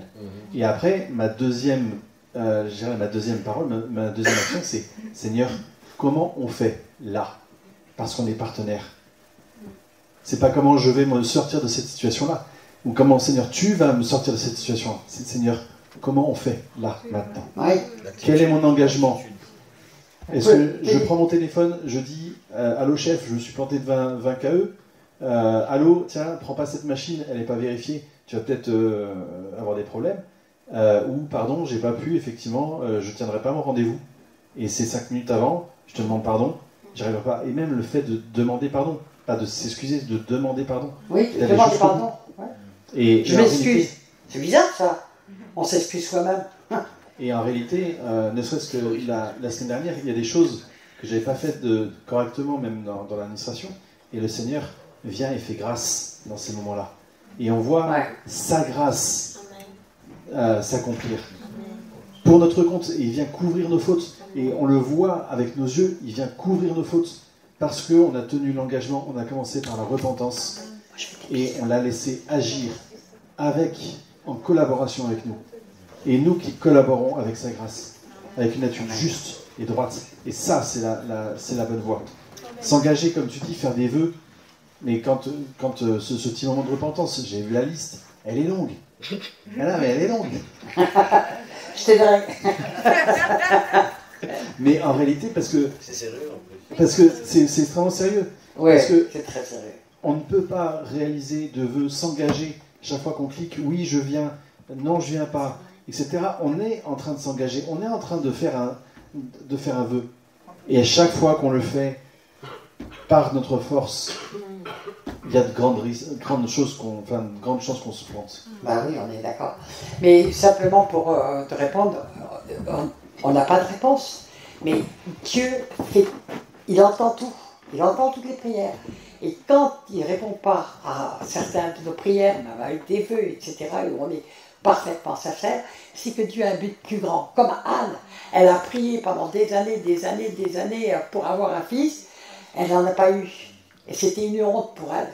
Et puis un jour, Dieu attendait qu'elle fasse le vœu qu'il voulait qu'elle fasse. Et peut-être que les vœux que tu as faits, c'est pas ce que Dieu attend de toi. Mais j'en sais rien. C'est une explication parmi des milliers. Mais il y a une chose qui est certaine, c'est que la seule bonne attitude, c'est t'attendre à Dieu. C'est t'attendre à Dieu. Dieu, que ta volonté soit faite. T'attendre à Dieu. C'est un sacré chemin. D'apprendre à dire que ta volonté soit faite. C'est un sacré chemin. C'est très dur. Vous êtes passé par... C'est très dur. Genre de Padre Pio. Oui. Non, mais ça c'est autre chose, c'est les trucs catholiques, il y a beaucoup de choses qui ne sont pas très clean dedans, hein, franchement. Non mais même c'est pas ça, bon, elle a prié Dieu, elle croit en Dieu et elle a fait un vœu. Ben, le Seigneur, qu'est-ce que j'ai à apprendre? Tu peux m'apprendre quelque chose à travers ça. Et après, il faut chercher. J'ai quelque chose pour répondre à madame. C'est comme tu as dit, Michel, merci. Et moi, je suis passée par là. Ma fille, elle était consacrée au Seigneur. Elle servait le Seigneur 13, 14 ans, 15 ans. À partir de 15 ans, elle s'en est éloignée. Elle me racontait tout ce qu'elle faisait. Elle était dans le péché jusqu'au cou. Et le Seigneur m'a amenée dans les profondeurs de l'intercession, dans l'étude de sa parole, dans la marche dans l'esprit. Et le Seigneur m'a appris à comment combattre le combat spirituel, à comment prophétiser des choses que je ne savais pas, comment prophétiser. Et c'est vrai que souvent on dit que ta volonté s'efface, mais quand sa volonté est claire dans la parole, moi je proclamais ses promesses de vie en abondance, ses promesses, et il m'a montré comment lier l'ennemi, comment prophétiser ce que je voulais voir. En fait, le Seigneur m'avait appris à cette époque-là à ne pas croire ce que je voyais, ne pas croire ce que je ressentais, ne pas croire ce que j'entendais. Donc c'était oui, fou. Quand ma fille me disait une chose, moi à l'intérieur, je brisais et je saisissais la parole. Donc c'était fou, mais j'ai vu tout s'accomplir, tout. Elle disait jamais je vais me marier avec un chrétien, jamais je vais me marier avec un pasteur, et je remerciais l'Esprit Saint. Merci parce que tu me montres comment prier. Quand elle disait ça, je disais je brise au nom de Jésus. Là, le mois prochain, elle va se marier avec un pasteur. Petite question. Est-ce que à travers cette épreuve, qui a été une épreuve pour toi, qui a été le plus changé, ta fille ou toi? Moi. Moi, parce qu'après, j'ai commencé à m'occuper des ados. On allait manger dans mon appartement. J'ai dit, Seigneur, cet appartement, ça t'a formé, je te le donne à toi pour les formé. ados. Oui, moi, il m'a transformé, moi. Eh bien, parce qu'il avait un plan pour toi. Amen. Alléluia. Amen. Bien répondu. Tu as donné les réponses qui sont tellement claires. Amen. Quelqu'un d'autre veut témoigner? Non, ça y est? Tous? On va prier. On va prier pour toutes les personnes. On va prier pour... on a partagé sur les vœux qui ne sont pas, qu'on n'accomplit pas, la légèreté de la parole, j'en reparlerai demain sous un autre angle, mais les promesses qui ne sont pas tenues, etc., etc., et combien c'est grave devant Dieu. Et donc je dis, on a tous plus ou moins été comme ça, et les gens sont de plus en plus légers là-dedans, et devant Dieu c'est grave. J'ai montré que dans la parole c'était grave. Donc on parlait des vœux, et bien sûr que Dieu n'accomplit pas forcément nos vœux. Mais si nous avons fait, nous, un vœu, c'est nos prières, il y a 2 prières, Dieu ne les accomplit pas forcément tout de suite, et pendant cela, c'est nous qui changeons le plus. C'est nous qui veut changer, c'est nous qui veut transformer. Mais il les entend dès le départ, il les entend. Et après, par contre, si nous avons fait, nous, un vœu, c'est-à-dire un engagement envers Dieu, ou un engagement d'en faire d'autres, on doit le tenir. Par tous les moyens, on doit le tenir. Et quand on ne le fait pas, on fait beaucoup de mal, on fait beaucoup de dégâts. Et quand on ne le fait pas devant Dieu, c'est très grave. Donc c'est juste pour résumer, en gros, le message qui a été donné. Et donc, je propose que maintenant, on a demandé de prendre un petit temps pour, d'abord, de se repentir devant Dieu des promesses qu'on a faites et qu'on n'a pas tenues, des engagements qu'on a faits, et même des vœux qu'on a faits devant Dieu et qu'on n'a peut-être pas tenus, et de la gravité, de l'importance de notre parole, quel point elle doit avoir, combien on doit être des exemples, même pour le monde, parce que le monde, souvent, tient mieux sa parole que les chrétiens, d'accord? Et on le voit dans beaucoup de familles, de situations, de tribus, etc., La parole, c'est sacré. La parole, c'est sacré. Donc, que notre parole soit Oui, oui, non, non, tout le reste vient du malin, point final. Et puis qu'on accomplisse les vœux qu'on a fait, les serments qu'on a fait, quand on a juré quelque chose à quelqu'un, ben on le tient, point final. Ou alors on préfère couper en petits morceaux plutôt que de ne pas le tenir. Hein. Et on veut absolument le tenir. Et si jamais on ne peut pas, on crie et on va demander pardon à la personne. On va demander pardon à la personne. Pardon. Je me suis engagé à la légère. Vous êtes d'accord pour compris maintenant? Eh ben, c'est Jude qui va venir prendre le relais. Mon bras droit, qui est un fidèle. Et on va prier pour ça parce que vous avez compris l'importance. Je pense que vous avez compris l'importance de vraiment devant Dieu d'être droit et devant les hommes aussi. C'est extrêmement important. Amen. Et on a demandé pardon au Seigneur. On va demander au Seigneur de nous nettoyer, de nous purifier nos lèvres, de nous purifier notre cœur de ces trahisons que nous avons faites, de ces mensonges, et si nous avons été blessés, de nous guérir.